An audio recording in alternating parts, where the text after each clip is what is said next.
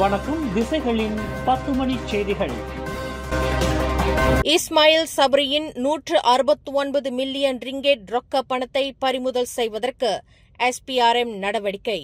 நாட்டின் 9வது பிரதமராக டத்தோஸ்ரீ இஸ்மாயில் சப்ரி யாக்கூப்பிற்கு சொந்தமான 169 மில்லியன் ரிங்கெட் ரொக்க பணத்தை பறிமுதல் செய்வதற்கு மலேசிய ஊழல் தடுப்பு ஆணையமான SPRM கோலாலம்பூர் செஷன்ஸ் நீதிமன்றத்தில் இன்று வழக்கு மனு ஒன்றை தாக்கல் செய்துள்ளது. நாட்டிற்கு 14 மாதங்களே பிரதமராக பொறுப்பேற்ற இஸ்மாயில் சப்ரிக்கு எவ்வாறு 16 கோடியே 90 லட்சம் ரிங்கெட் ரொக்கப்பணம் கிடைத்தது என்பது குறித்து தெளிவான பதிலும் அதற்கான ஆதாரங்களும் காட்ட முடியாத நிலையில் அந்த பணத்தை பறிமுதல் செய்வதென SPRM முடிவு செய்துள்ளது. இது தொடர்பாக புத்ராஜயா SPRM தலைமையகம் தொடர்ச்சியாக இஸ்மாயில் சப்ரியிடம் விசாரணை நடத்தியது. விசாரணையில் அந்த பணம் பெறப்பட்ட முறை குறித்து சரியான விளக்கம் அளிக்கப்படவில்லை என்பது தெரியவந்துள்ளது. இந்நிலையில் இஸ்மாயில் சப்ரிக்கு சொந்தமான அந்த பணத்தை பறிமுதல் செய்வதற்கு அவரின் முன்னாள் அரசியல் செயலாளர் டத்தோ முகமது அன்வார் யூனுஸ் மற்றும் இஸ்மாயில் சப்ரி ஆகியோரின் பெயர்கள் வழக்கு மனுவில் பிரதிவாதிகளாக SPRM குறிப்பிட்டுள்ளது. சரவா மாநில சட்டமன்ற தொகுதிகளின் எண்ணிக்கையை 82லிருந்து 99ஆக அதிகரிப்பதற்கு இன்று மாநில சட்டமன்ற கூட்டத்தில் சட்டம் நிறைவேற்றப்பட்டது.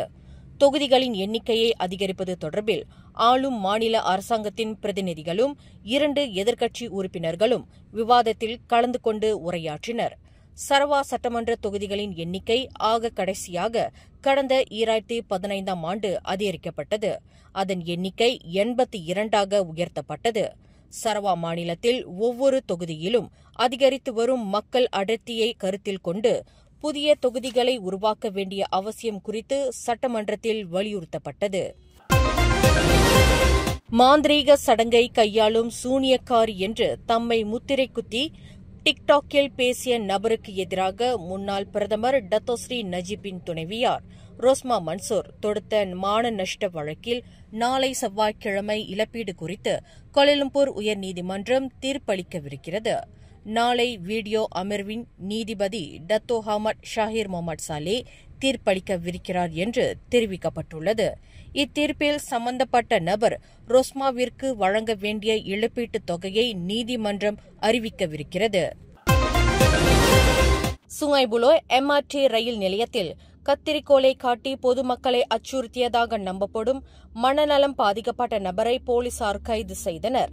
நேற்று பின்னிரவு ரயில் நிலையத்தின் உதவி போலீஸ்காரர்கள் மூலம் அந்த நபரை வளைத்து பிடித்ததாக சுங்காய் புலோ மாவட்ட போலீஸ் தலைவர் முகமது ஹஃபீஸ் முகமது நூர் தெரிவித்தார். அதற்கு முன்னதாக இரவு 11:15 மணி அளவில் ஒரு பெண்ணிடமிருந்து ஓர் அவசர அழைப்பை போலீசார் பெற்றதாக அவர் குறிப்பிட்டார். மனநலம் பாதிக்கப்பட்டவரான தனது தந்தை கத்திரிக்கோலை எடுத்துக்கொண்டு ஒரு நபரை துரத்திக் கொண்டு MRT நிலையத்தை நோக்கி ஓடுகிறார் என்று அந்த பெண் புகார் அளித்திருந்ததாக முகமது ஹஃபீஸ் தெரிவித்தார். அந்த நபரை வரும் ஜூலை 9ஆம் தேதி வரை 3 நாட்கள் தடுப்பு காவலில் வைப்பதற்கு போலீசார் நீதிமன்ற ஆணையை பெற்றுள்ளதாக அவர் மேலும் கூறினார். 22 மாணவர்களை ஏற்றி வந்த பள்ளி வேன் ஒன்று ட்ரெய்லர் லாரி ஒன்றுடன் மோதி விபத்துக்குள்ளானது. இந்த சம்பவம் இன்று பிற்பகலில் வடக்கு தெற்கு நெடுஞ்சாலையில் ஜோஹர் பாரு பண்டார் டத்தோ ஆனிற்கு வெளியேறும் சாலையில் நிகழ்ந்தது. பிற்பகல் 1:10 மணியளவில் இவ்விபத்து குறித்து தாங்கள் அவசர அழைப்பை பெற்றதைத் தொடர்ந்து திப்ராவ் மற்றும் கம்பாஸ் ஆகிய தீயணைப்பு நிலையங்களிலிருந்து 10 வீரர்கள் சம்பவ இடத்திற்கு விரைந்ததாக அதன் கமாண்டர் முகமது அசீசி ஜக்கரியா தெரிவித்தார். இதில் வேன் ஓட்டுநர் வாகனத்தில் இடிபாடுகளுக்கு இடையில் சிக்கிய வேளையில் 3 மாணவர்கள் காயமடைந்தனர்.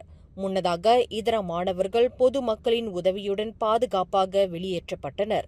இடிபாடுகளுக்கு இடையில் சிக்கிய ஓட்டுநர் சிறப்பு சாதனங்கள் பயன்படுத்தப்பட்டு பாதுகாப்பாக வெளியேற்றப்பட்டதாக அவர் கூறினார். கடமையில் இருந்த பாதுகாவலரை கண்மூடித்தனமாக தாக்கிய பின்னர் அவரிடமிருந்து கொள்ளையடித்ததாக நம்பப்படும் 27 வயது ஆடவரை போலீசார் கைது செய்துள்ளனர். கடந்த ஜூலை 3ஆம் தேதி வியாழக்கிழமை பிற்பகல் 3:30 மணியளவில் குலுவாங் ஜாலான் பங்கோங்கில் ஒரு கட்டடத்தின் பின்னால் நிகழ்ந்த இந்த சம்பவம் தொடர்பில் 68 வயதுடைய பாதுகாவலர் போலீசில் புகார் செய்ததாக குலுவாங் மாவட்ட போலீஸ் தலைவர் ACP பஹரின் முகமது நோ தெரிவித்தார். அந்த பாதுகாவலர் மரக்கட்டை மற்றும் இரும்பினால் தாக்கப்பட்டதாக விசாரணையில் தெரியவந்தது. இதன் தொடர்பில் போலீசார் மேற்கொண்ட தேடுதல் நடவடிக்கையில் கடந்த சனிக்கிழமை ஜாலான் ஜெலுத்தோங்கில் அந்த சந்தேக பேர்வழி பிடிபட்டதாக அவர் குறிப்பிட்டார். போதைப்பொருள் தொடர்பில் அந்த சந்தேக பேர்வழி ஏற்கனவே 3 குற்றப்பதிவுகளை கொண்டிருப்பதாக அவர் மேலும் கூறினார். சிரம்பான் சுங்கை காடோட் தாமான் துவன்கு ஜஃபாரில் வீற்றிருக்கும் ஸ்ரீ ஆதி பெரியநாயகி அம்பாள் உடனுரை ஸ்ரீ மகா ராஜராஜேஸ்வரர் தேவஸ்தானத்தின் வருடாந்திர மகோற்சவ பெருவிழா நேற்று ஞாயிற்றுக்கிழமை வெகு சிறப்பாக நடைபெற்றது. காலை சிறப்பு பூஜைகளுக்கு பிறகு 8:01 மணிக்கு பால்குட ஊர்வலம் தொடங்கியது. பக்தி நெறி பெறலாமல் மிகுந்த கட்டுக்கோப்புடன் அதிகமான பக்தர்கள் கலந்து கொண்டு விழாவிற்கு சிறப்பு சேர்த்தனர். மாலையில் நித்திய பூஜைக்கு பிறகு மேலதாள நாதஸ்வர முழக்கத்துடன் ஆயிரக்கணக்கான பக்தர்கள் புடைசூழ 5 ரதங்களை உள்ளடக்கிய பஞ்சமூர்த்திகள் ரத ஊர்வலம் மாலை 7 மணிக்கு கோவில் வாசலிலிருந்து தொடங்கியது. ரதங்கள் நின்று பக்தர்களுக்கு காட்சியளிப்பதற்கு ஏதுவாக 5 இடங்களில் ரத பந்தல்கள் அமைக்கப்பட்டிருந்தன.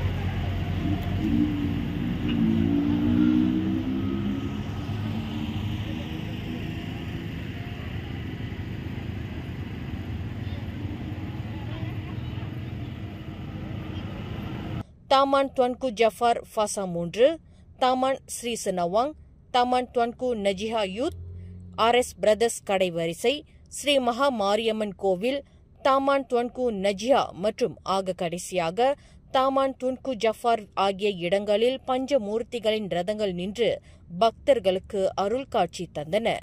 நள்ளிரவு ரத ஊர்வலம் நிறைவடைந்து ரதங்கள் மீண்டும் திரும்பி ஸ்ரீ மகா ராஜராஜேஸ்வரர் தேவஸ்தானத்தை வந்தடைந்தன. இந்த மகோற்சவ பெருவிழா திரு கைலாய பரம்பரை ஸ்ரீ கந்த பரம்பரை சூரியனார் கோயில் ஆதின ஸ்ரீ காரியம் வாமதேவ ஸ்ரீமத் சிவாக்கர தேசிக சுவாமிகளின் தலைமையில் அவரின் ஆலோசனைப்படி நடைபெற்றது என்பது குறிப்பிடத்தக்கது. மக்கள் நடமாட்டம் நிறைந்த பொது இடத்தில் பெண்களின் ஆடையை அணிந்து கொண்டு திருநங்கையைப் போல் பாவனை செய்த குற்றத்திற்காக கண்டென்ட் கிரியேட்டர் ஒருவருக்கு மலாக்கா அயர்கரோ ஷரியா நீதிமன்றம் 1800 ரிங்கெட் அபராதம் விதித்தது. 25 வயது முகமது அகீம் நூராஜி என்ற அந்த கண்டென்ட் கிரியேட்டர் தனக்கு எதிரான 2 குற்றச்சாட்டுகளை ஒப்புக்கொண்டதைத் தொடர்ந்து நீதிபதி அமீருடின் இத்தீர்ப்பை வழங்கினார்.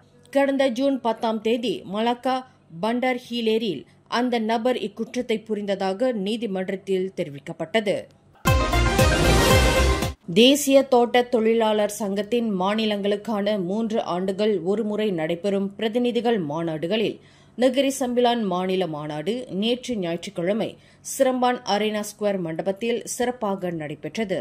இந்த மாநாட்டை தேசிய தோட்ட தொழிலாளர் சங்கத்தின் பொதுச் செயலாளர் டத்தோஜி சங்கரன் அதிகாரப்பூர்வமாக தொடக்கி வைத்தார். இந்த மாநாட்டில் நகரி சம்பிலான் மாநில ஆட்சிக்குழு உறுப்பினர்களான எஸ் வீரப்பன், ஜே அருள்குமார் மற்றும் சிரம்பான் ஜெயா சட்டமன்ற உறுப்பினர் பி குணசேகரன் ஆகியோர் கலந்து சிறப்பித்தனர்.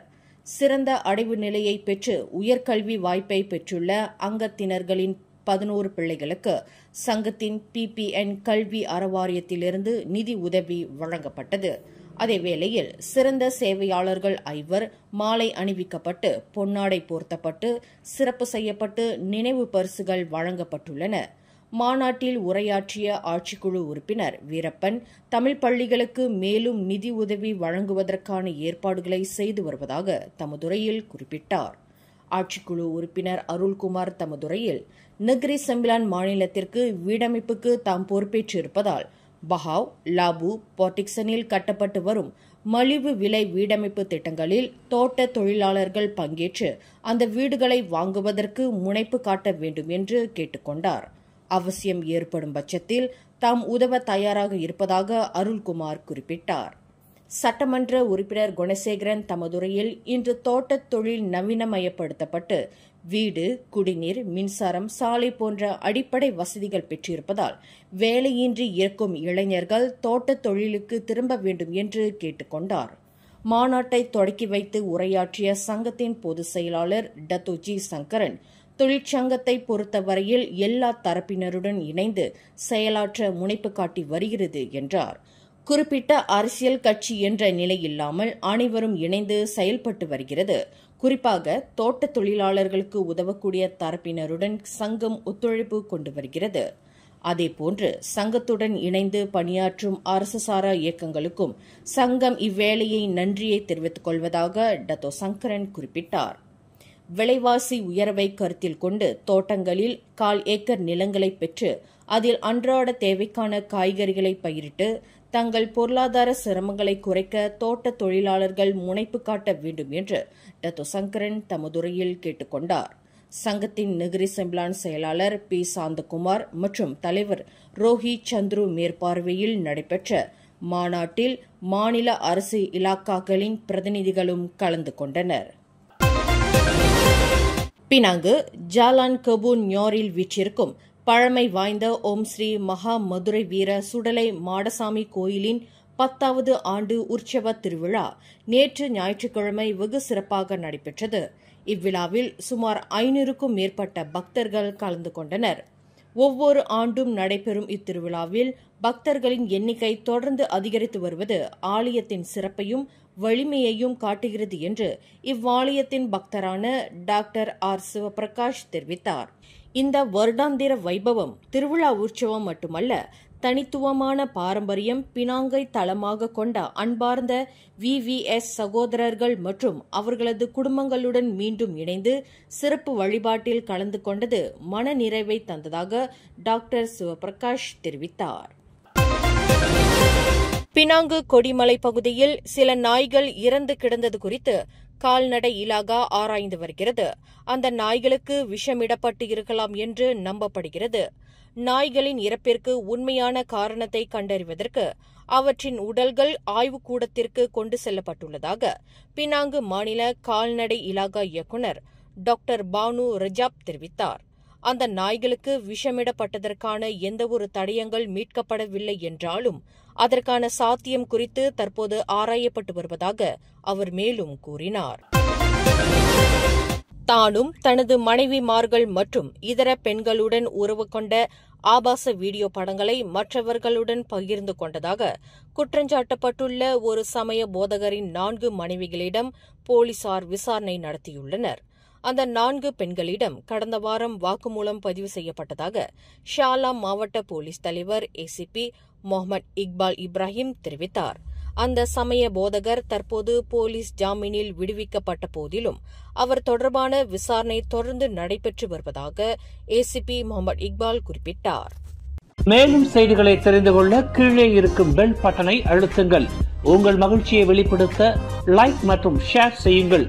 தொடர்ந்து திசைகளோடு இணைந்திருக்க சப்ஸ்கிரைப் செய்யுங்கள்.